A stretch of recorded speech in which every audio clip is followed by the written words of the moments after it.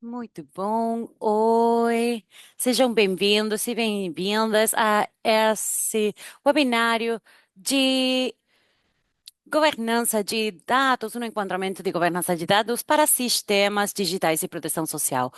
Esse webinário estivemos um tempo planejando para colocar em destaque as diretrizes que estão por trás desse webinário, que realmente estivemos procurando por vários anos. Eu não sei quantas vezes já em treinamentos e conversas temos falado que quão importante é a governança de dados para o setor. E como a iniciativa de convergência digital, demorou um tempo para conseguir dar um enquadramento próprio, apropriado para a governança de dados. E como é muito útil para esse mundo ter uma metáfora, todos sabemos que a proteção social requer muitos dados para fazer o que fazemos. Eu estava lendo um relatório da Universidade de Sequoia ontem sobre política de dados e como podemos aproveitar mais as possibilidades dos dados.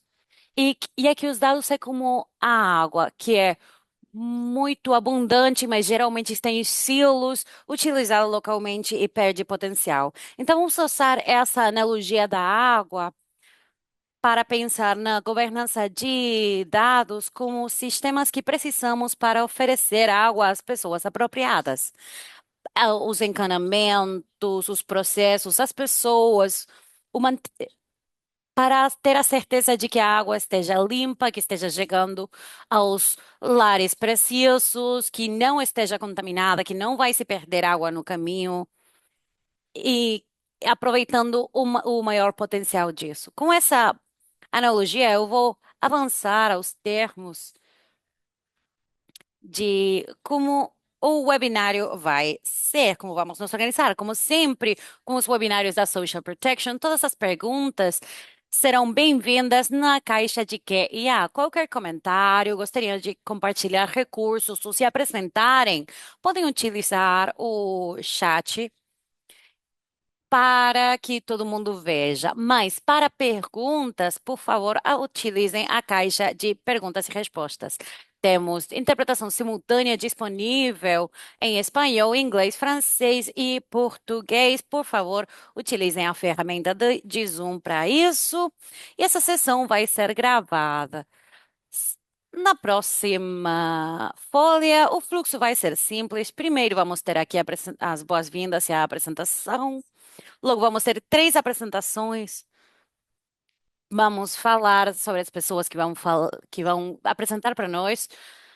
Daqui a pouco, vamos ter uma discussão também. E, ao encerrar, vamos ter um espaço para o Q&A e um encerramento, para conseguir integrar bem o tempo suficiente, com o tempo suficiente para compartilhar. Vamos falar de quem temos aqui conosco hoje. Temos a Tim Hollenberg como o nosso apresentador principal. Ele é um dos maiores autores sobre o relatório de governança de dados. Ele esteve com muita coragem, começando a articular com tudo que estivemos falando por tanto tempo para conceptualizá-lo e colocá-lo junto, aproveitando informações de diferentes fontes.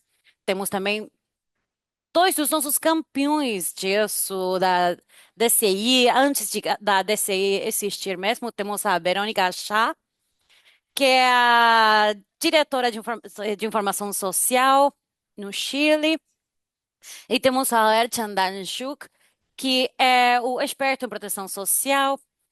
Sejam bem-vindos os dois, e é muito importante para nós ter a perspectiva de vocês sobre o trabalho que vocês têm feito e como isso permite que chegarmos mais longe dos casos de que os típicos casos de uso dos sistemas de informações. Eu vou ser a moderadora de hoje. Eu também sou parte da iniciativa de convergência digital faz um bom tempo. Rapidamente, um pouco de informações gerais. Os que não conheçam a iniciativa de convergência digital, eu duvido, mas é um esforço conjunto da USP 2030 para dar apoio à, à transformação digital dos sistemas de proteção social. Esta é possível graças à coordenação e à financiação de diversas organizações. Estivemos alargando as parcerias. Muitos de vocês provavelmente tenham sido parte dessas parcerias dos últimos anos com a DCI. Na próxima folha, algumas das atividades principais que dão sustento a como a DCI trabalha, vocês podem ver aqui que todos estão, todos esses conceitos se baseiam em que não queremos reinventar a roda, queremos só facilitar a informação e nos alavancarmos no que podemos fazer para trabalhar melhor, de uma maneira mais ética, com salvaguardas mais fortes. É muito do que temos feito em Chile e na Turquia. Aqui temos o pilar de compartilhar conhecimento, que é a maneira na qual a DCI disponibiliza o processo para compartilhar as informações. No website, a governança de dados é um dos recursos principais que temos, mas há vários outros. Há vários também nos quais estamos trabalhando. Há um que vai ver sobre portabilidade de titularidades, como essa troca pode ser apoiada. Um documento sobre integração entre registro de deficiências e sistemas de proteção social para aprofundar em como isso pode dar benefícios a todas as partes. Um hub de IA, que também está gerando uma suite de produtos que podem ser utilizados dentro do âmbito da proteção social e como mitigar riscos de lá.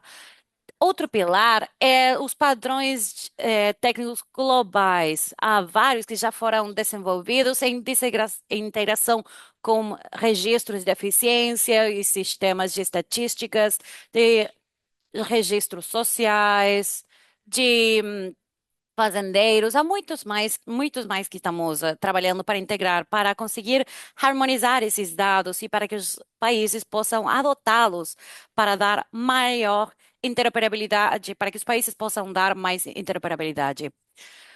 O pilar de apoio à implementação por país não é só para que vocês saibam, mas realmente tem se engajado no apoio da digitalização dos países, mesmo para os padrões globais, também desde a perspectiva de treinamento e apoio. Se vocês quisessem saber mais da DCI, podem acessar o website ou podem entrar em contato conosco no e-mail co- por meio do e-mail. Agora, vamos avançar com o assunto de hoje. Vamos apresentar um enquadramento de governança de dados. Eu vou passar a palavra para o Tim, que é o líder desse documento que estamos compartilhando com vocês hoje. A palavra é sua, Tim.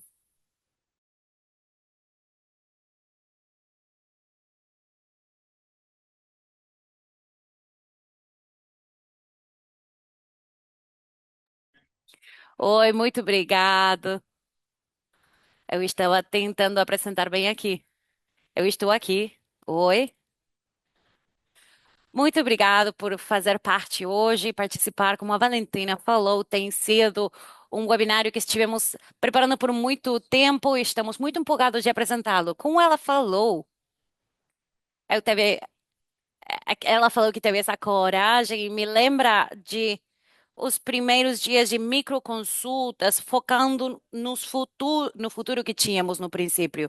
O meu chefe me falou que escrevesse um relatório, rascunho de relatório sobre isso, e eu viram muitas predições que eu fiz naquele momento. Então, espero que isso aqui seja muito melhor do que aquele rascunho inicial. Agora, vamos dar uma visão geral bem rápida sobre o relatório. Basicamente, a governança de dados é uma área muito grande. É sabido que temos que fazer isso, e não é óbvio o que é que temos que fazer ao respeito disso. Mapeamento de governança de dados para a proteção social é ser claro sobre como é que a governança de dados se aplica nesses setores e como se conectam é o objetivo principal disso. É por isso que na proteção social, o que é que significa na proteção social? O alvo aqui é dar apoio a os decisores políticos e aos assessores políticos no interesse da comunidade dos beneficiários da proteção social. A nossa perspectiva é que seja prático e ter um nível de detalhe e especificidade que possibilite que os decisores políticos e os praticantes possam levar isso à realidade, a um programa de reformas, ou como aprimorar os espaços de proteção social. Vamos falar bem sobre isso daqui a um minuto. Também é bom para os parceiros desenvolvedores, ter os parceiros desenvolvedores nessas conversas, para conseguir implementar essas ideias e práticas da melhor maneira. Obviamente, é só um ponto de começo. Essa é a primeira vez que tentamos dizer o que é que a governança de dados significa na proteção social. Essa não é uma definição definitiva, nada disso, mas é a parte do mapeamento e da definição para conseguir chegar para lá. Obviamente, o contexto importa muito. É importante porque o que que significa em tantos diferentes espaços, num espaço tão diverso? É bastante ambicioso. Eu espero não estar aqui atrapalhando as as folhas, mas contexto é chave, importa muito. Nem sempre essas questões nem sempre são as corretas, mas é sempre importante. Agora, o que é que falamos quando falamos de governança de dados na proteção social? Tentamos de dividir isso em quatro pilares, quatro alicerces. Tomando a governança de dados como uma área, tem quatro alicerces. E acompanhando eles, podemos definir como os tijolos para construir esses alicerces. Esses, no tempo, podem se implementar de maneiras específicas. Por exemplo, se olharmos para a qualidade de dados, tem diferentes dimensões, como completitude, precisão, e essas podem se implementar de maneiras específicas. O relatório, que obviamente encorajamos que vocês possam olhar, ler e esperamos que achem muito e útil, vai aprofundizar ainda mais nessas questões sobre as tarefas específicas e responsabilidades. Mas no interesse do tempo dessa sessão, vamos pular esse nível de dados. Mas também não é necessário ler cada palavra do relatório, mas é bom ter essas diretrizes e orientações. Os três níveis que vamos falar hoje são os alicerces e os tijolos, e queremos mostrar o mecanismo de implementação para oferecer uma ideia.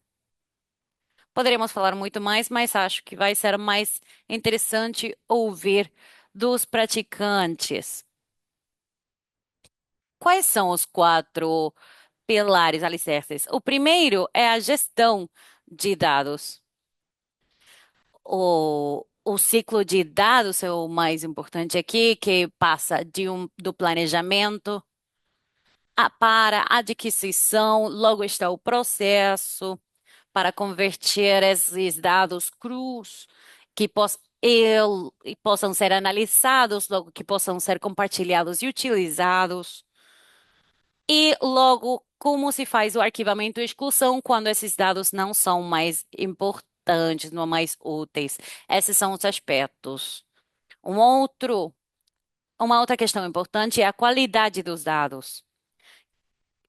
ter a certeza de que os dados tenham aquela qualidade esperada. O acesso à qualidade, o acesso é o terceiro pilar, que é essencial nessa área, que é uma tão abrangente, com tantas instituições e, obviamente, tantas pessoas e que estão lidando com dados tão sensíveis das pessoas. Então, oferecer um controle do acesso é muito importante. E, obviamente, o último é, é a segurança. Rapidamente, então, vou apresentar aqui esses alicerces um por um. Começando por gestão. O importante aqui é o ciclo de vida dos dados, que do planejamento, adquisição, e o arquivamento e exclusão, que é o ciclo inteiro. Esses aspectos, que seja, por exemplo, a adquisição. Os dados aqui são requeridos em diferentes maneiras na proteção social, normalmente desde outras entidades públicas, a acordos para compartilhar os dados entre diferentes agências,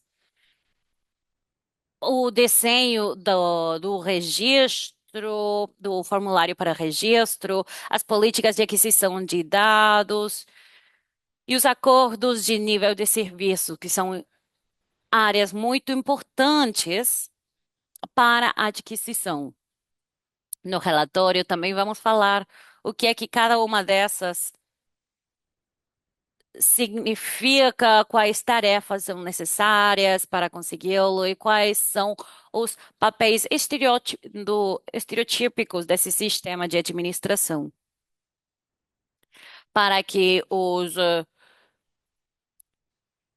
desenvolvedores de políticas possam acompanhar e possam planejar de maneira acorde. O que eu quero dizer aqui é apresentar essa política de aquisição abrangente. Há várias questões aqui que não podemos discutir uma por uma, nem demorar muito em cada uma. Então, vou continuar para ter mais espaço para discussão.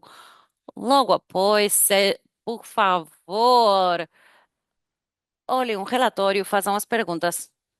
Segundo, a qualidade dos dados. Para sistemas de dados é muito importante não ter lixo dentro e depois oferecer lixo. É necessário ter bons dados, dados de qualidade. Se não, não é no interesse dos beneficiários nem do sistema em si próprio. Dados de qualidade é importante que a informação esteja completa, que seja precisa, atualizada, que tenha consistência nos dados, que há programas paralelos para provar que o sistema seja preciso desde as diferentes perspectivas para ter aquela consistência, para ter um só registro, um só cadastro de cada pessoa, para evitar, para não ter aquelas inconsistências que são possíveis. Aqui vemos alguns exemplos de como aqueles tijolos podem se conseguir construindo conjuntamente. O terceiro pilar é o acesso. Não necessariamente é padrão, é um aspecto que não necessariamente é padrão nos enquadramentos de governança de dados, mas na proteção social é essencial, porque há tantas informações sensíveis no sistema que é necessário que seja acessível só para as pessoas que devem controlá-lo e quem também deve ter o controle de edição e de acesso só para as pessoas que têm a necessidade razoável para acessar os dados, mas também que o acesso seja acessível para facilitar as operações do sistema que permitem as atualizações das informações. E isso marca que seja um sistema digital robusto. Fora disso, de ser mais aberto e oferecer as informações ao público sobre seus próprios dados, mas também em vários outros níveis. É importante também no acesso de dados, que é muito importante no espaço, no seu próprio pilar.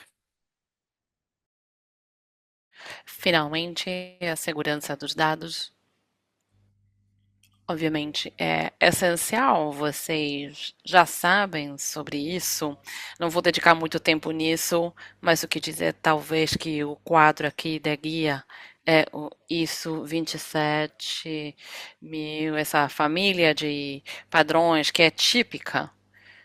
E é justamente vocês não podem omitir isso. Eu acho que há documentos de referência que existem, então temos menos detalhe aqui, porque tem a ver com essas políticas que já existem. Isso é basicamente para verificar que, uma vez que esse quadro de dados cumpra com esses padrões. Isso, rapidamente, foi um panorama do quadro em termos dos pilares,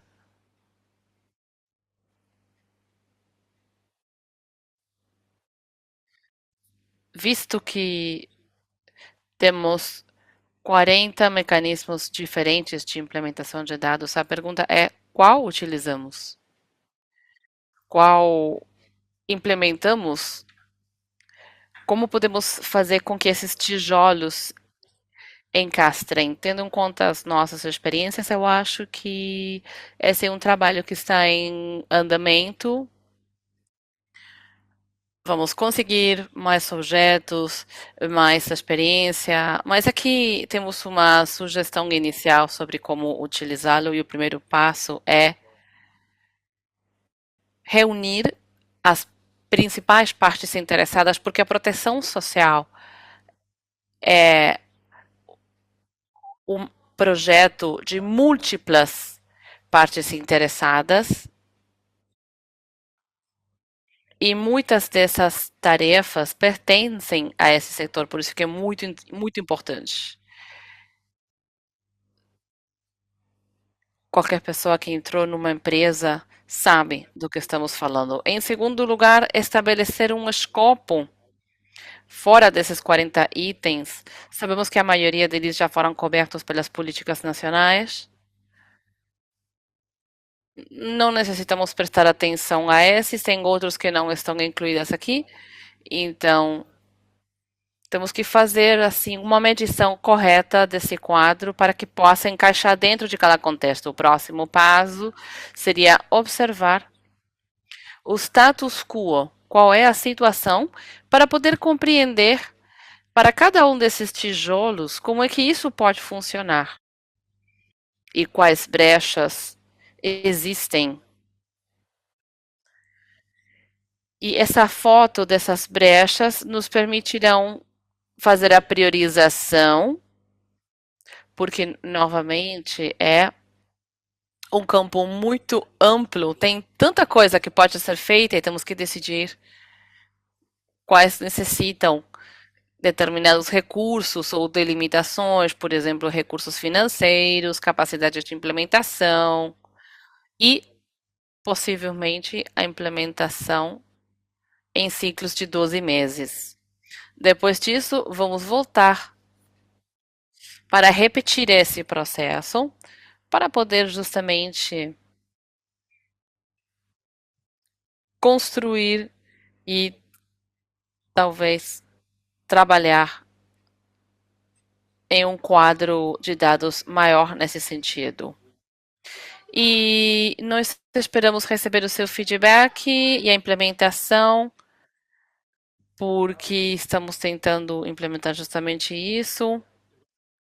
E seria maravilhoso ver as ideias Porque esse aqui é um documento vivo e tem que estar disponível para todos.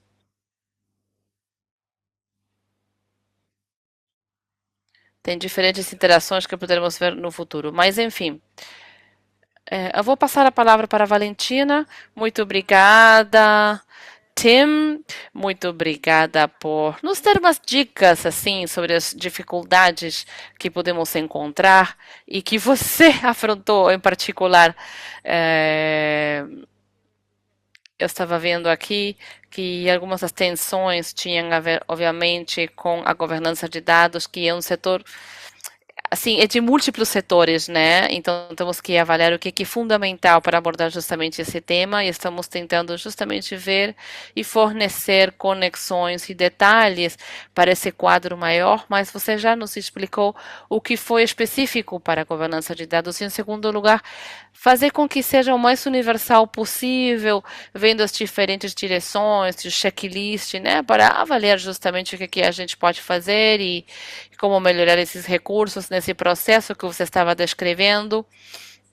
E às vezes avaliando as especificidades das situações, alguns países podem se sentir mais perdidos nesse sentido e nesse contexto. E se eu voltar para a minha analogia da água, mesmo que você falava de tijolos, eu vejo que o pilar do gerenciamento seria como a água, né? Estamos decidindo para onde colocá-la, controlando de onde vem, para fazer um planejamento regular e ver também que a qualidade também pode ter a ver com a purificação da água e esses testes também têm a ver com essa limpeza, essa precisão, né? Que esteja sempre potável, corrente, etc. E avaliando sempre justamente o valor que é muito importante para nós, o pilar do acesso, que tem a ver com essas tubulações que está recebendo a água, os diferentes níveis, incluindo as fontes públicas que tem a ver com os dados que são disponíveis, e a segurança, que são esse sistema de reserva e como os sistemas podem se conectar. Então, eu estou trazendo essa analogia porque estou tentando fazer com que as coisas encaixem, né, nos nossos cérebros. Então, maravilhoso! Muito obrigada por ter nos dado esse panorama tão abrangente. Agora vamos ver o que isso significa especificamente para os países. O Chile, obviamente, aqui é o nosso caso de estudo favorito, porque tem um sistema muito avançado que devemos observar. Então, queremos que a Verônica nos explique justamente do panorama chileno. Muito obrigado, Valentina. Eu peço desculpa por qualquer coisa. Quero agradecer aqui os organizadores do webinário. Vamos falar sobre a abordagem chilena para a governança de dados e a política de só perguntar uma vez. Obviamente que essa ideia tão simples faz parte da política de transformação digital. O que a lei estabelece é que as pessoas têm o direito de serem isentas de encaminhar documentos que não correspondam ao processo ou que se originam e estão em posse de qualquer organismo da administração do Estado. Esse documento deve ser encaminhado pelo organismo que os tem em posse para realizar o procedimento administrativo. Se uma agência do governo, por exemplo, já tem informação, não deveria pedir novamente essa informação para o cidadão, e deveria, pelo contrário, adquirir a informação da agência que já a tem. Temos esse tipo de mandado há muito tempo, mas agora estamos prontos para perseguir esse objetivo. Como é que avançamos de uma declaração para uma realidade? Como eu já disse, nós já temos essa declaração há tempo e nós não a conseguimos. Então, eu vou contar a história da Inês. Ela é a nossa moça favorita.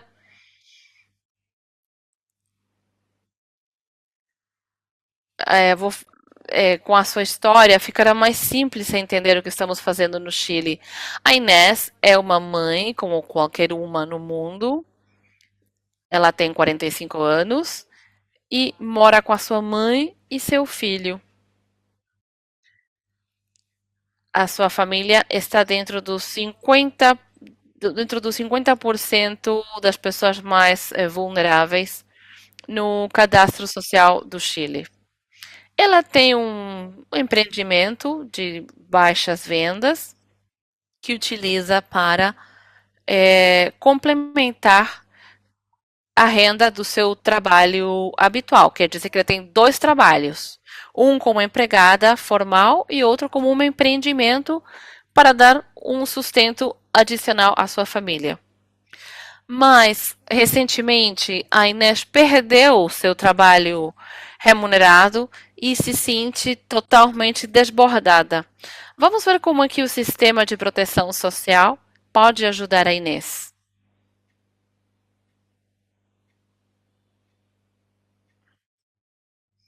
Essa situação lhe dá medo e a única coisa que ela tem hoje, além do medo,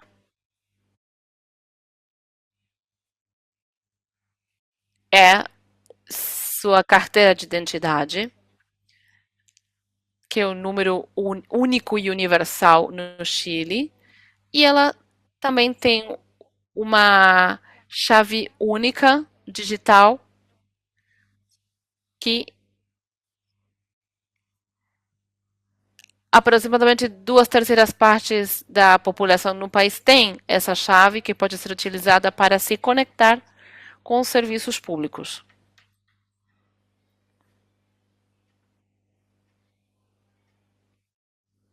Muito bem. A Inês necessita compreender se existe algum tipo de ajuda a qual ela possa ter acesso, ou que ela tenha o direito de acessar. Mas eu vou comentar uma coisa lá no Chile. Nós temos um alto número de programas de financiamento público, é um número bastante alto, todo ano.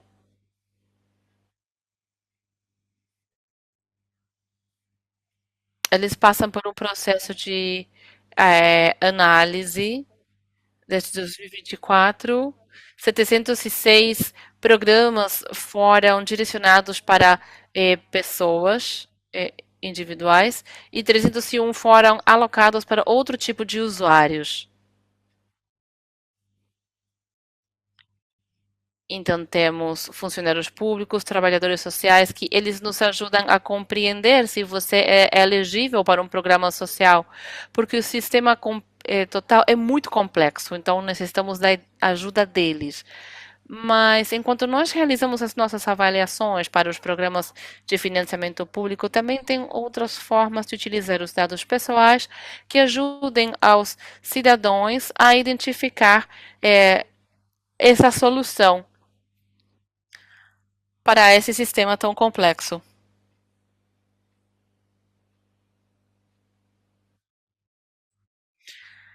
Esse é o caso do Cadastro de Informação Social. Foi criado por lei em 2004.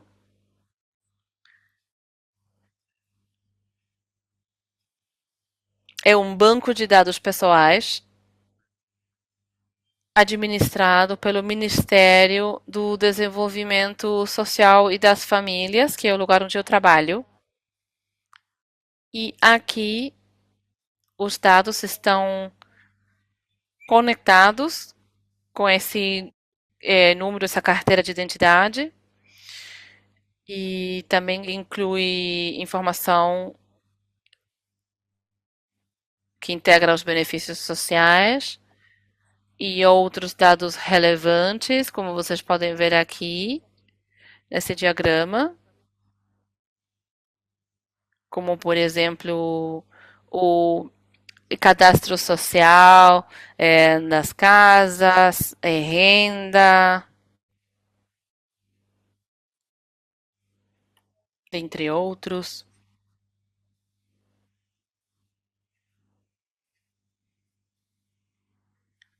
Por exemplo, temos 84% da população do país eh, cadastrada nesse ministério e que fazem parte do programa de beneficiários dos programas sociais.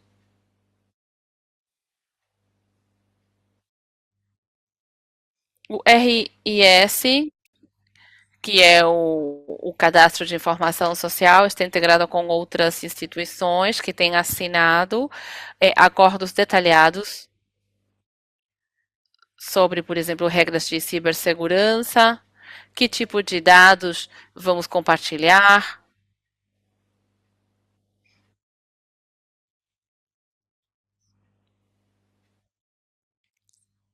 que dados são organizados ou são incluídos com esse intercâmbio com as organizações, mecanismo de interoperabilidade, dentre outros.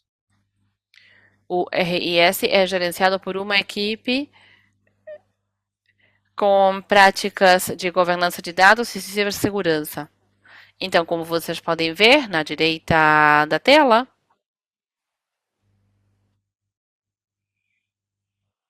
muitos dos elementos, ou todos os elementos, eu diria,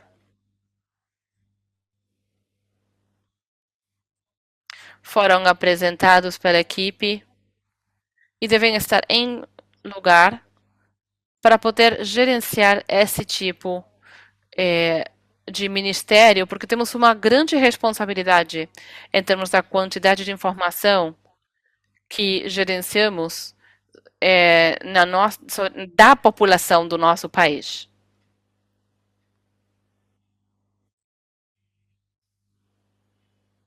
Como eu sempre digo, o Chile está implementando uma lei de transformação digital, que é um caminho progressivo que começou em 2022 e que deveria ser completo em 2027.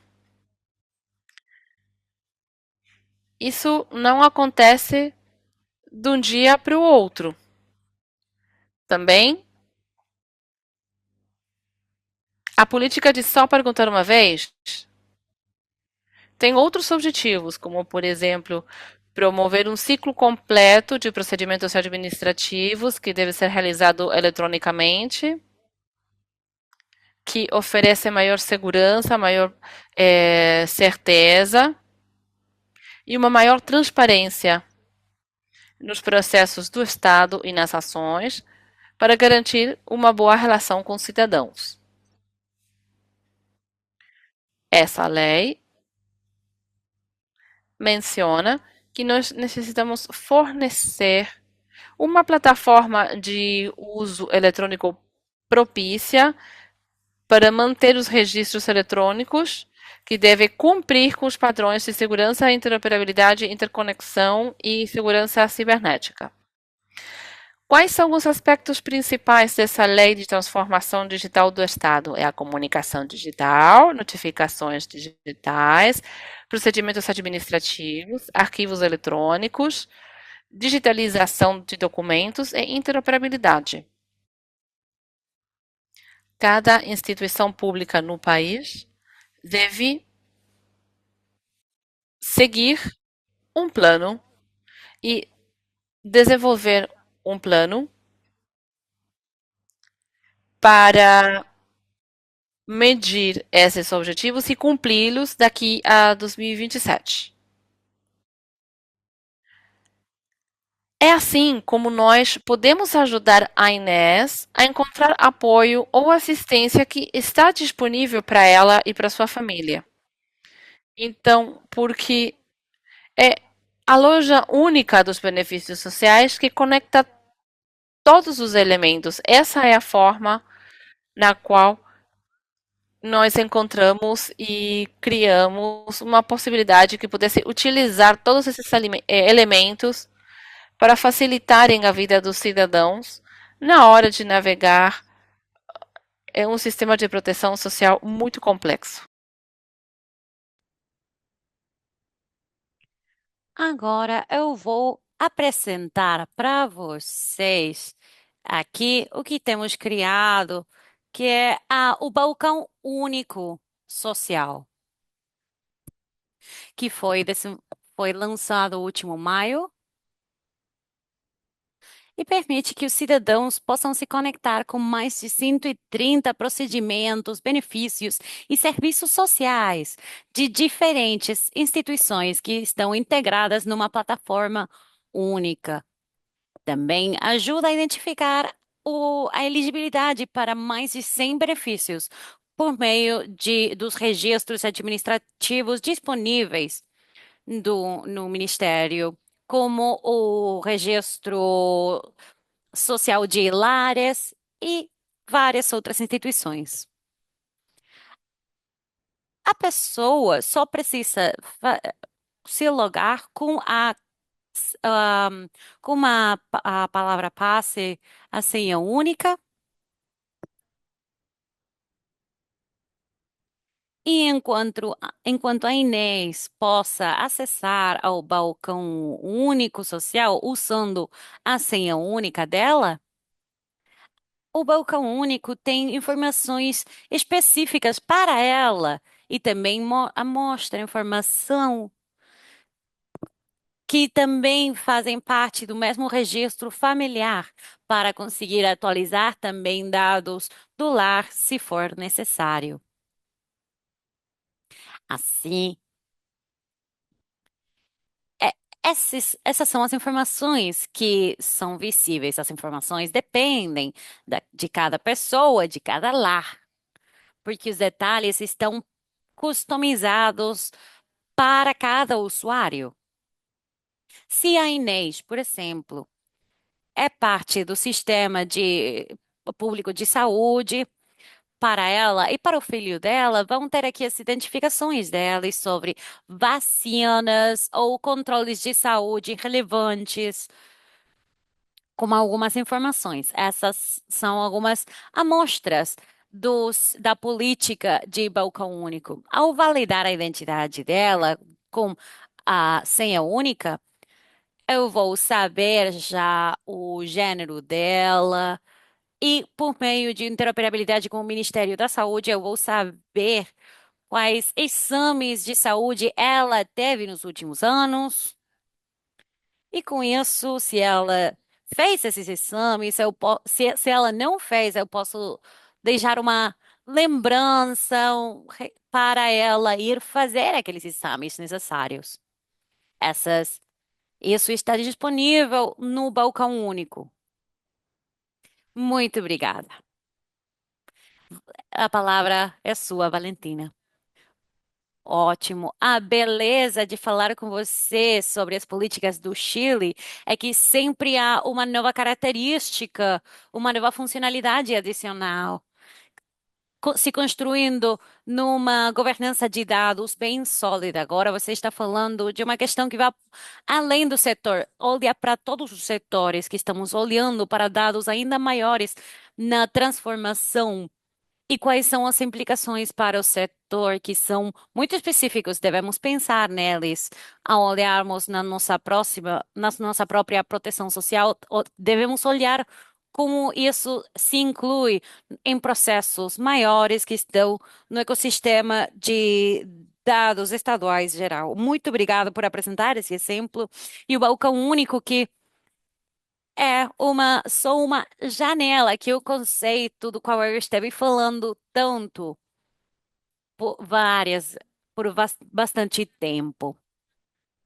Muito obrigada, Verônica. Vou passar aqui a palavra para Ertan, que similarmente vai falar dos diferentes pilares de governança de dados e o que está acontecendo na Turquia. Muito obrigado, Valentina. Obviamente, o que está por trás da organização desse webinário, eu quero agradecer, e as instituições. Eu quero cumprimentar a todas as pessoas que estão participando desse webinário. Paula, você tem a apresentação?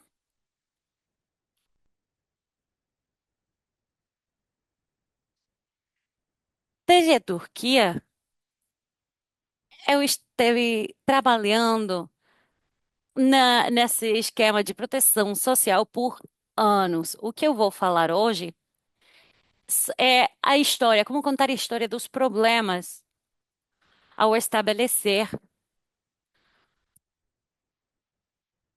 os sistemas de informação sobre proteção social.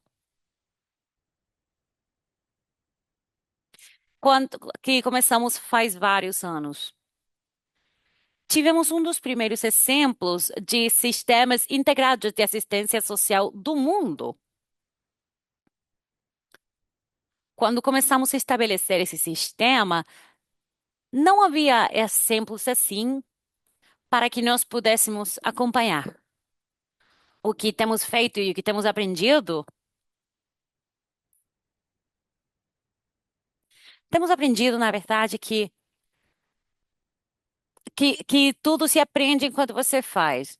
Um sistema integrado de informações é um programa de software, o ISAS, é um programa de software que permitiu recoletar documentações que ofereçam apoio à solicitude de assistência social para preencher automaticamente online. Isso se conecta diretamente com os programas de proteção social. Também temos criado dados administrativos interoperáveis, uma estrutura para interoperabilidade de dados administrativos, com verificação local e salvaguardas fortes, robustas. Isso está alinhado com PDPL, padrões de administração pública e as melhores práticas internacionais. Na gestão, ao começar a estabelecer esse sistema, um dos primeiros assuntos são os dados, os bancos de dados. Primeiramente, tivemos que criar um plano para a gestão de dados, para pensar quais tipos de dados utilizaríamos, qual tipo de relação entre as instituições teríamos, qual tipo de relação com o sistema. Então, dentro desse plano, tentamos olhar os indicadores de dados para criar os protocolos com as instituições para conseguir abranger as funções, os papéis e as responsabilidades de cada instituição. E o ponto mais importante foi criar um dicionário de dados. Porque muitas instituições têm bases de dados, mas têm formatos diferentes, podem usar diferentes infraestruturas para gerir esses dados. Então, ao criar o dicionário de dados, temos criado a padronização dos dados, formatos padronizados. Ao fazê-lo, facilmente podemos processar os dados para tê-los em formatos operáveis e que sejam utilizáveis. Criamos várias diferentes plataformas para integrar, para usar automaticamente os dados disponíveis.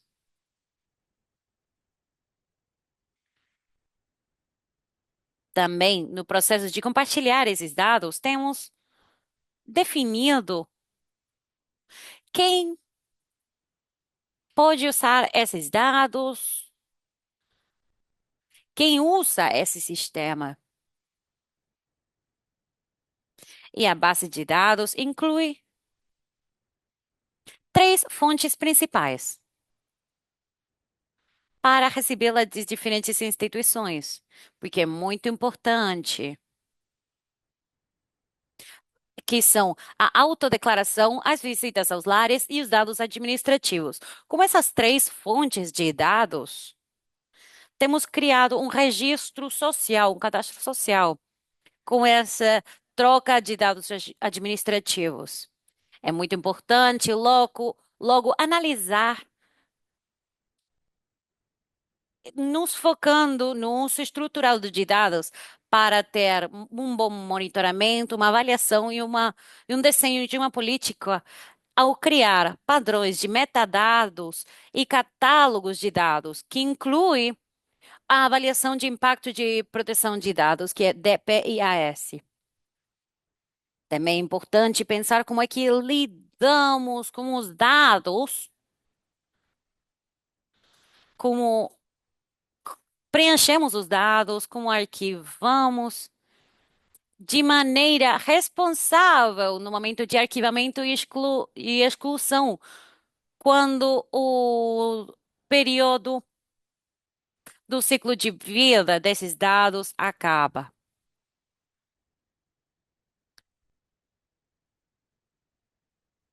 Como eu estava dizendo, esses aqui são os primeiros passos na criação da estrutura para dados. Primeiro está a avaliação.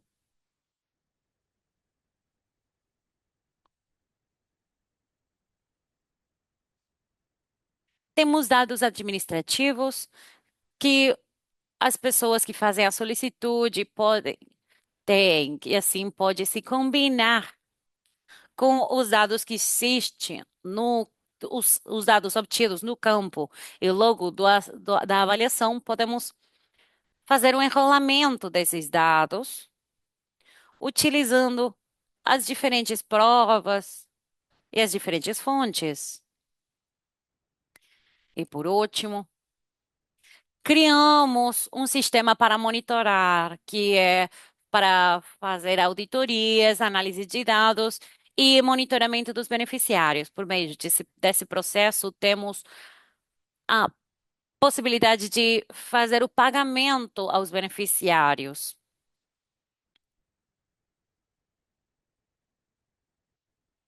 Esses são os procedimentos principais. Como eu estava dizendo,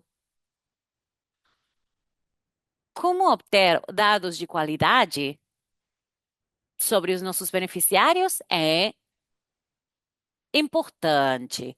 Vamos falar disso. Nós ajudamos a criar, no princípio, série de dados mínimos padronizados de diferentes instituições.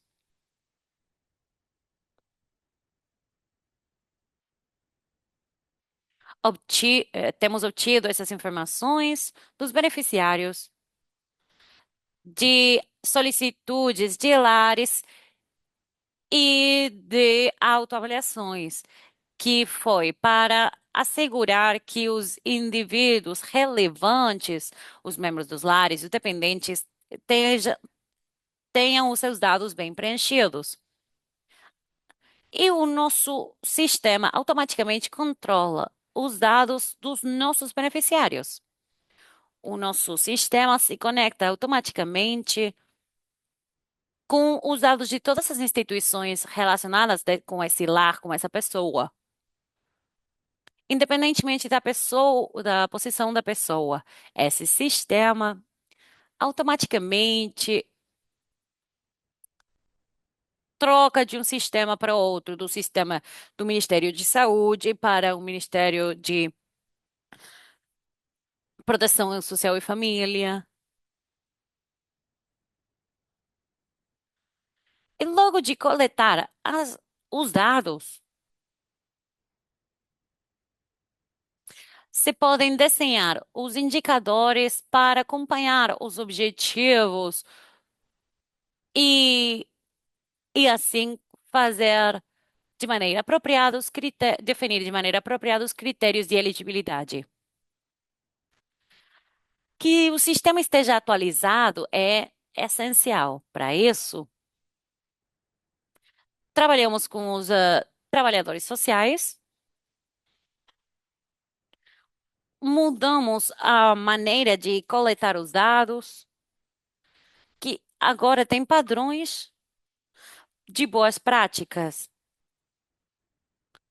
E assim, fazemos treinamentos contínuos à nossa equipe também. Para conseguir consistência, temos procurado a unidade, a uniformidade entre todos os registros e bases de dados, com apoio de CAPI pré-populado, preenchido. Isso é muito importante, porque usamos o número nacional de identidade.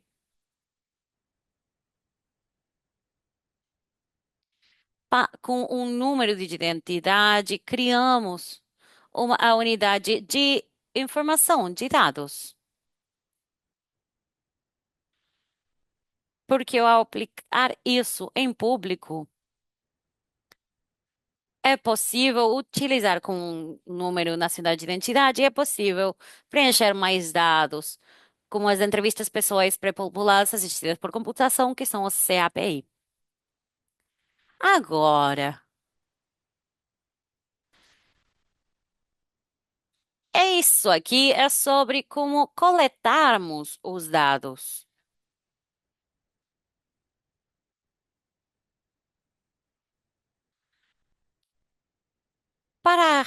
Temos dois processos. Um é no nível central, que podemos fazer a administração dos dados no nível local, com uma solicitude. Há mais de 1.000 escritórios oficiais dentro do sistema para preenchê-lo de maneira presencial. Então, pode ser online, no portal do eGov, ou pode ser pessoalmente num dos mais de 1.000 escritórios. Logo da solicitude, padronizamos os dados baseados na declaração. E para logo se passa a integrá-lo facilmente com as diferentes bases de dados e verificamos eles. Logo, se cria um consentimento para assinar e assim as instituições podem revisitar a sua informação. Com esse consentimento de cada pessoa que faz uma solicitude.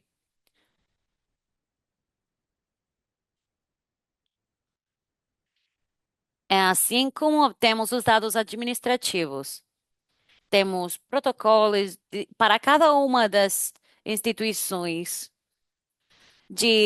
com dados administrativos, Ministério de Educação, de Saúde, e ao obter esses dados das diferentes instituições,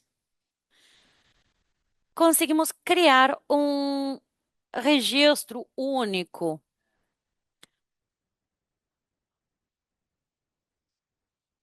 ou todas as instituições participantes são parte do portal eGov, são parte do portal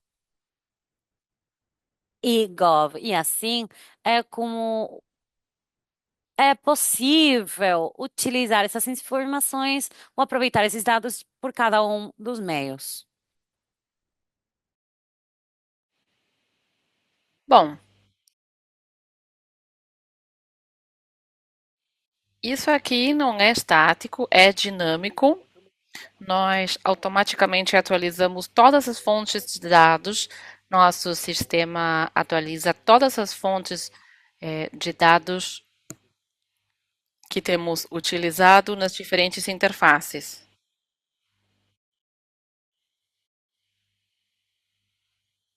Há uma conexão interessante entre as instituições.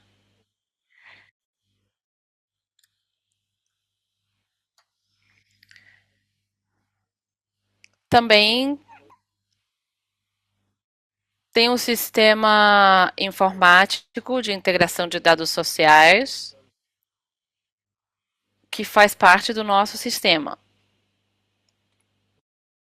Nós utilizamos diferentes fontes de dados administrativos e, como eu já disse, para criar dados dinâmicos,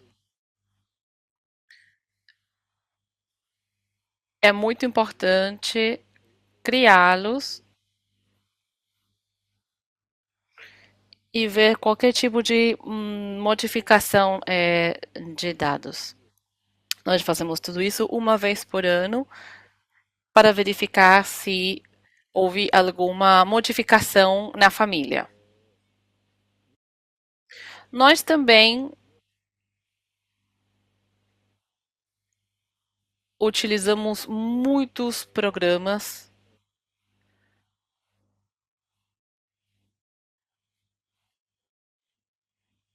para ver o nível de elegibilidade para os benefícios. Nós verificamos todos os beneficiários para ver se houve alguma modificação na sua situação ou nível de elegibilidade. E, sim, vamos ver o próximo slide. É. Sim, eu ia lhe dizer que já estamos chegando no limite do tempo disponível. Tá bom. Acesso. Existem três tipos de acessos no nível público.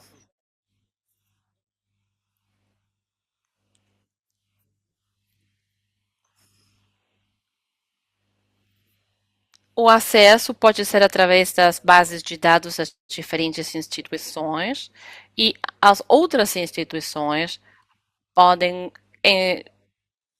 se conectar com a nossa base de dados.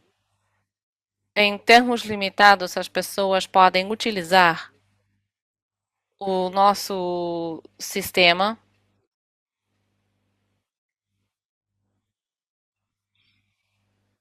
Próximo slide, sobre segurança.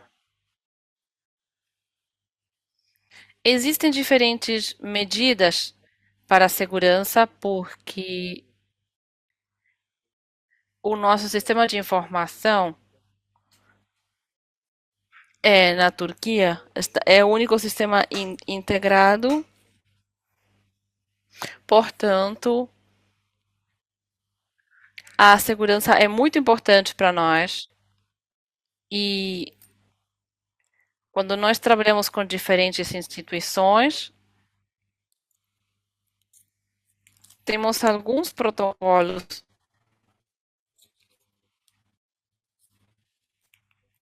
em diferentes níveis de organização, técnicos e físicos. Então, como eu já disse no começo do pilar de gerenciamento, nós encontramos aqui todas as funções e responsabilidades das organizações.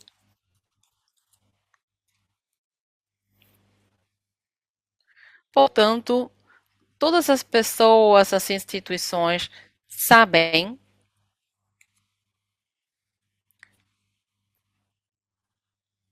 como utilizar os dados e como entrar em contato com as nossas bases de dados. Então, tem muitas formas e muitos acordos.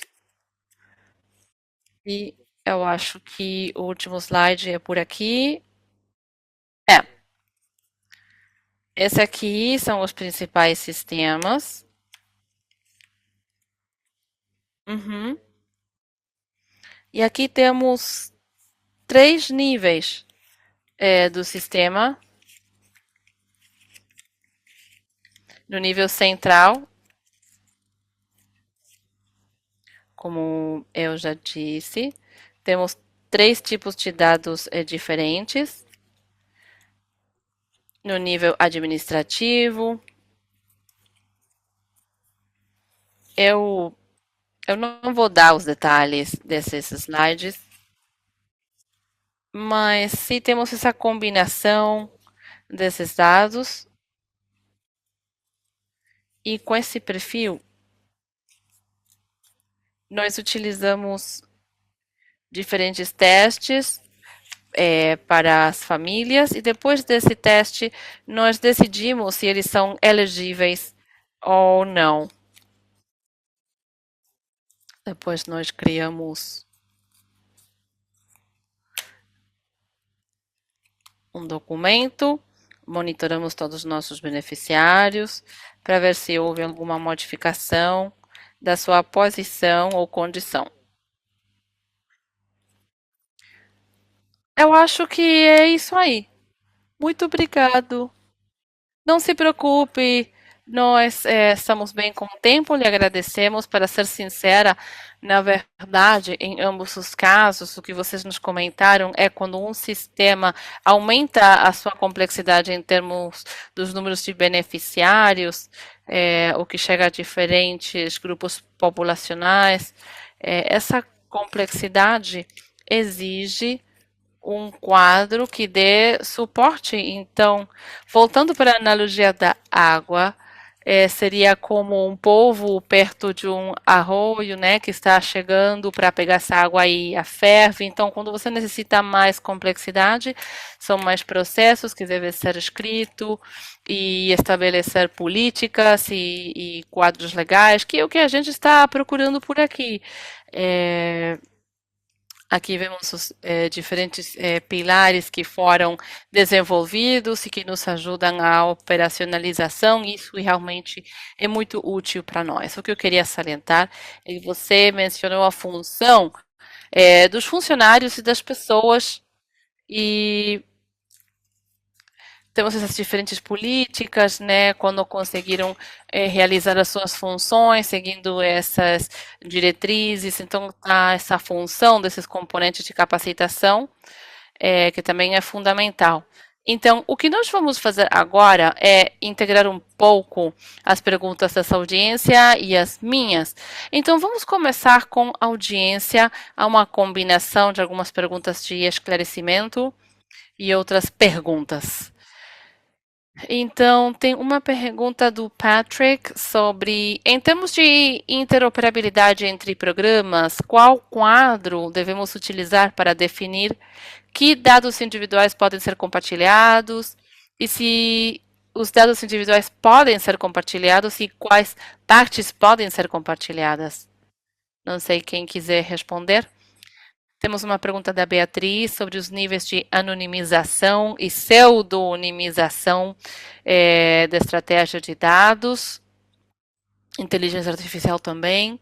E também temos uma pergunta sobre inteligência artificial e as soluções que podem ser utilizadas para acessar e analisar informação altamente confidencial. E acho que podemos entrar mais em profundidade quando analisarmos esses produtos. Também há uma pergunta de Ying, é uma pergunta de esclarecimento. O que, que significa que o aplicativo padroniza os dados baseados em declarações? Será que você pode explicar como é que essa padronização é realizada? Vamos começar com essas três. E se vocês tiverem outras, por favor, continuem perguntando. Valentina, posso responder a primeira? Pode, claro, obrigada. A respeito do Chile, o que nós fazemos é estudar as regulamentações e as leis que exigem às instituições que pedem os dados pessoais para ver se eles têm o direito de pedir os dados das pessoas, porque nós necessitamos verificar que tenham o direito de acessar esses dados, dados pessoais. Depois disso, quando nós temos que responder, o princípio é minimização. Nós mandamos apenas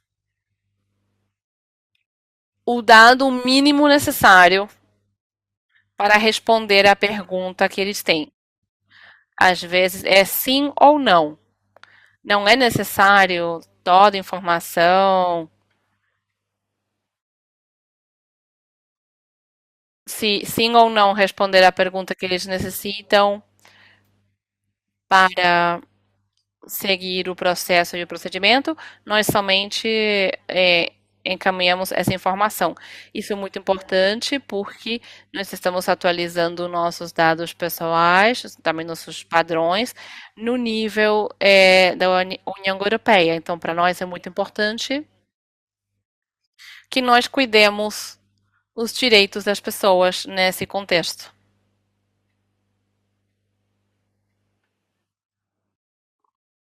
Muito bem. Tim, você gostaria também de continuar com as respostas?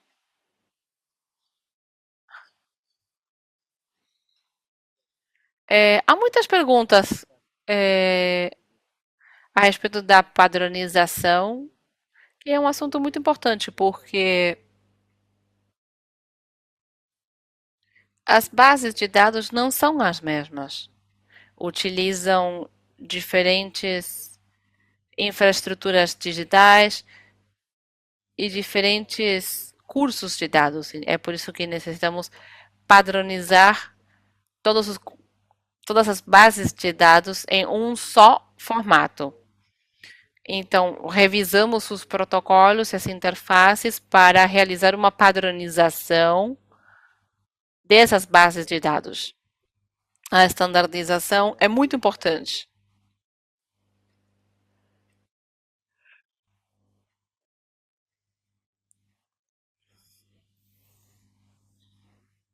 Também utilizamos soluções de inteligência artificial para ver a elegibilidade, mas não a utilizamos neste ano. Outra pergunta era se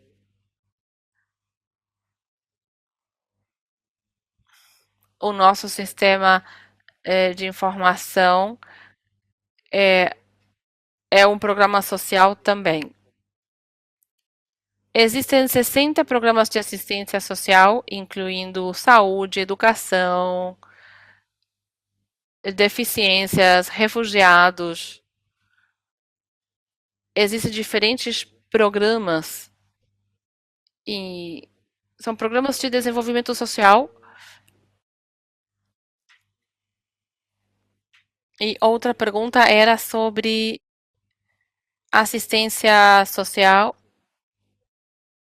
Como eu já disse, nós temos 60 programas em vigor. Oferecemos assistência em dinheiro para as pessoas, que mudou para US$ 210. Nós ajudamos em dois programas principais, os regulares e os irregulares. No nosso sistema, existem 4,5 milhões de beneficiários regulares. Aproximadamente recebem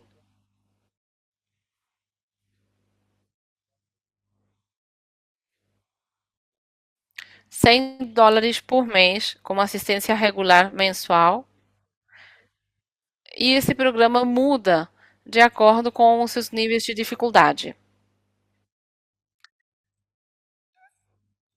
Queremos nos concentrar na governança de dados. Desculpem. Não, tudo bem. Você está respondendo respostas, está respondendo perguntas, está fazendo o seu trabalho. Sim, não, de todos os modos. Em geral, nós não compartilhamos nenhum tipo de dados privados com ninguém, com nenhuma instituição. Nós compartilhamos os nossos dados com diferentes instituições, anonimizamos a informação das pessoas. É, do contrário, não é possível compartilhar dados privados com nenhuma instituição. Eu acho que é isso aí do meu lado. Maravilhoso. Eu coloquei aqui no chat que há outra guia de implementação que é anterior, que tem a ver com abraçar essas práticas para as recomendações. Você gostaria de adicionar alguma coisa, Tim, antes de eu passar para as minhas perguntas? Eu queria fazer um comentário muito breve. O princípio do menos privilegiado é muito útil. Temos que compartilhar a menor quantidade possível de dados para que possam cumprir com as suas funções oficiais. Então, o propósito é não compartilhar a menos que seja necessário. Isso. E também o consentimento relatado é algo muito importante. A parte inicial desse ciclo de vida é muito importante também. Muito bem. Então, vamos voltar para o chat, para as perguntas. Mas, antes disso, eu queria perguntar para a Verônica. é, eu sei que tem alguns casos de uso muito específicos, mas eu gostaria que vocês nos dessem como a trajetória de durante quanto tempo vocês viram isso? Quais são as partes mais difíceis de atingir? Se vocês pudessem nos mostrar essa ideia do cronograma, de como é que isso vai funcionar, como é que os países estão pensando por onde começar, se isso é complexo, se não há nenhuma forma na qual possamos chegar. Então, vamos encorajá-los um pouco com isso? Vamos começar então com a Verônica.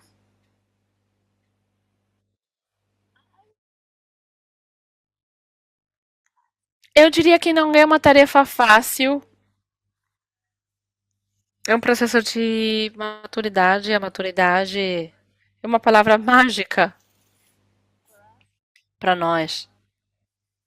É, demoramos muito tempo, temos trabalhado nisso durante 20 anos e eu espero que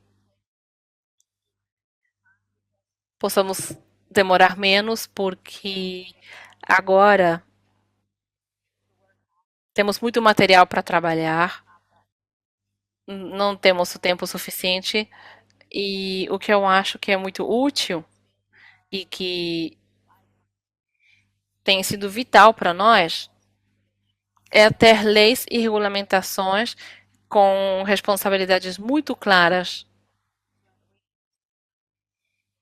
para compreender realmente os limites que nós temos em termos sobre o que podemos fazer e o que não podemos fazer, em termos de dados pessoais, quem é responsável de quê, e, obviamente, toda organização necessita se preparar em termos de responsabilidades. Isso tem a ver com as pessoas que devem estar preparadas para exercer seu direito no mínimo nível necessário. Necessitamos algumas tecnologias também. E se você as construir de zero, agora vocês têm diferentes tecnologias de código aberto que estão trabalhando com esses padrões. Então, talvez agora seja mais fácil do que antes. E também quando vocês não estão trabalhando por sua conta, não é somente que vocês estão prontos para gerenciar esses materiais, mas o que acontece é que tem diferentes contrapartes, porque você não está sozinho e tem que operar com outras instituições que às vezes estão no mesmo nível que você. Então, às vezes, isso não é fácil. Talvez essa seja uma parte difícil, você está sozinho. E é um processo que é passo a passo. Não fiquem com pressa, não percam a paciência. Alguns pontos chaves para nós têm sido identificar medições de qualidade para os nossos dados, os dados que recebemos de outras instituições, porque às vezes Nós fazemos registros administrativos e todos esses dados não foram preparados por nós e nós recebemos então esses conjuntos de dados de outras instituições que estavam pensando nos seus próprios processos e os nossos são diferentes, então encontramos diferentes problemas em termos de qualidade e nós temos que compreender esses dados e medir a qualidade. É, Às vezes, temos que criar processos de acreditação para que nós possamos compreender os problemas, é, o significado de alguns dos dados. Também foi muito importante para nós ser responsáveis na sobre o uso dos dados pessoais e criar maneiras de criar traçabilidade do que todo mundo está fazendo com cada dado pessoal. É isso. Ótimo. Eu adoro que você falou que é mais fácil para você agora. Acho que estamos numa situação no qual podemos nos pararmos nos ombros dos gigantes e continuar com o trabalho que já tem sido feito antes. Podemos continuar construindo sobre esses patamares, como a Verônica e a Arten têm já falado.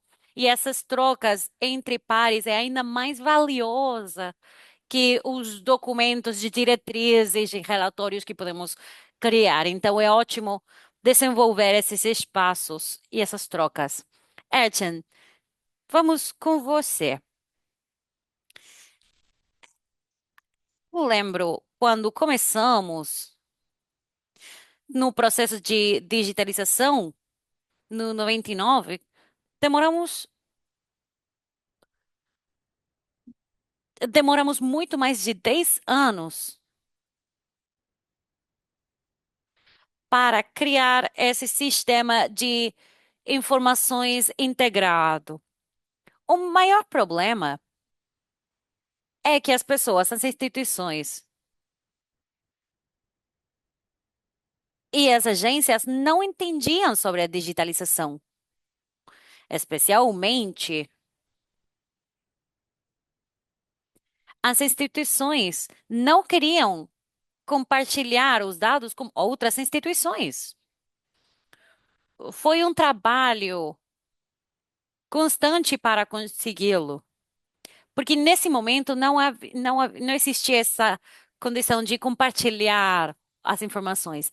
10 anos depois, começamos a usar essa interoperabilidade e as instituições vieram que compartilhar informações não é ruim, não.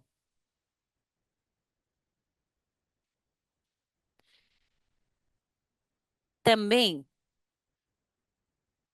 se você não tem compreensão sobre como compartilhar os seus dados são totalmente diferentes dos dados de outras instituições.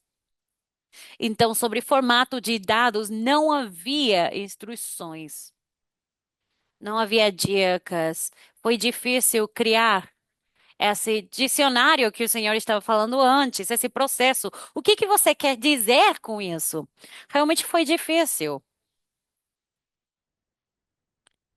Depois de ter visto esse problema, conseguimos começar a trabalhar de maneira mais aprimorada com as instituições, com os diferentes fatores que realmente foram um problema para nós. E os dados institucionais, que são um poder, os dados são um poder, então há instituições que estão contra a compartilhar e precisam que tenha uma ordem maior, de mais por cima, para fazer para compartilhar, mesmo com documentos legais. Ao compartilharmos e a definir as responsabilidades, a instituição e os locais, essas instituições, não queriam compartilhar os dados legais. Mas agora é mais simples para as instituições trabalhar juntas agora com a estrutura atual, porque agora as pessoas sabem o que que está acontecendo no sistema. Ótimo. Eu vou fazer mais uma pergunta aqui do chat.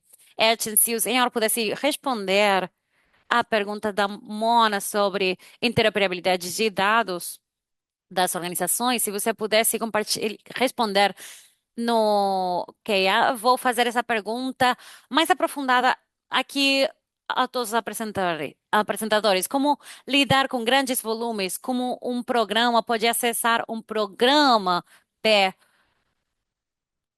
porque isso não pode ser um processo manual.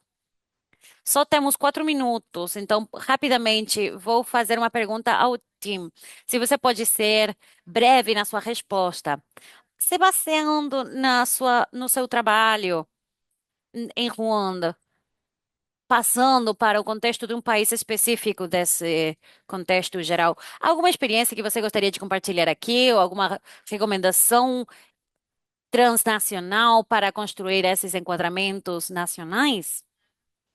Temos os últimos 4 minutos de discussão. Vamos começar com o Tim. Eu acho que o mais importante é que esse é um caminho e é um processo longo. E é uma questão de maturidade do enquadramento do framework.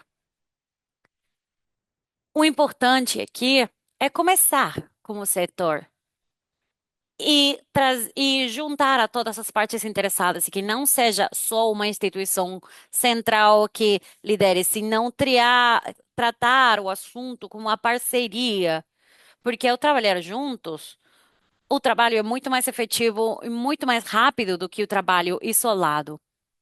Ótimo, isso também tem a ver com o que a Verônica e o Edson estavam falando, é a coordenação, não trabalhar no seu próprio setor só.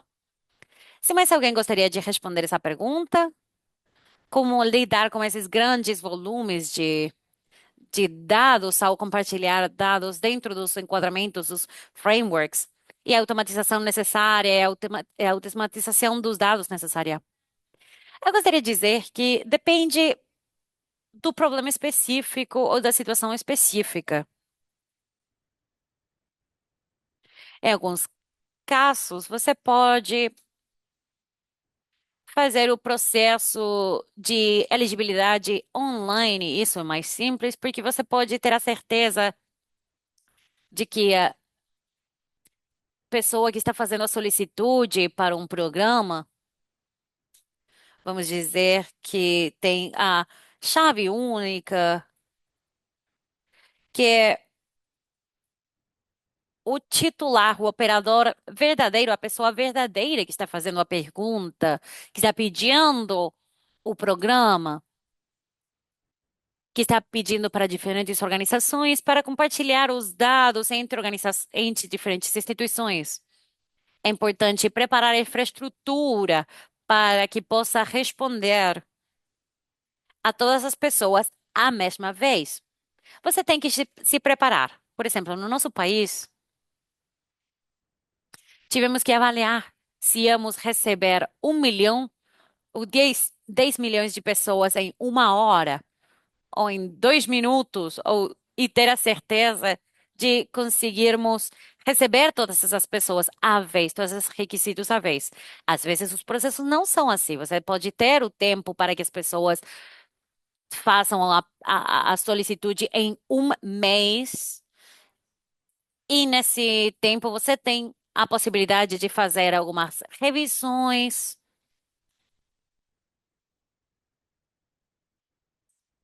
sobre elementos e requisitos. Nesses casos, preferimos não compartilhar os dados, senão recebê-la de outra organização e cruzar esses dados junto com nos nossos servers e oferecer a resposta às outras organizações, para não termos que compartilhar ainda mais dados do que já existem. Então, depende do caso. É assim como lidamos com esse com esses grandes volumes de fluxo de dados. Mas sempre isso depende das regras que, hum, que funcionam em cada área. Trabalhamos muito com os nossos advogados para ver quais são os processos de ciberseguridade em cada um dos casos. A questão também é que não é uma solução ad hoc. Você tem que procurar cada caso de uso e por que é que a informação tem que fluir de um ponto A para um ponto B. É só para revisitar, para ver se há um outro benefício que é mais complexo. Sim, temos que assinar diferentes acordos, já temos uma ideia assim com isso. Exceto que existisse uma nova lei, um novo programa social, já sabemos o que vai acontecer em cada janeiro de cada ano. Ótimo. Acho que vamos encerrar nesse ponto, mostrando que é difícil, mas é possível se você tem as capacidades para isso, se você tem as funções para isso, e se você pode institucionalizar essas soluções ad hoc, que é sobre isso que a governança de dados trata. Esperamos que esse webinário tenha sido útil para vocês. Sabemos que há ainda mais para aprofundar está disponível no relatório. Se vocês têm umas sugestões ou qualquer comentário, é um trabalho que está em progresso, está progredindo. Agradecemos muitos comentários e a participação. Agradecemos os painelistas e todos vocês que tenham participado e tenham ficado aqui conosco durante a hora e meia que estivemos. Muito obrigada. Obrigada.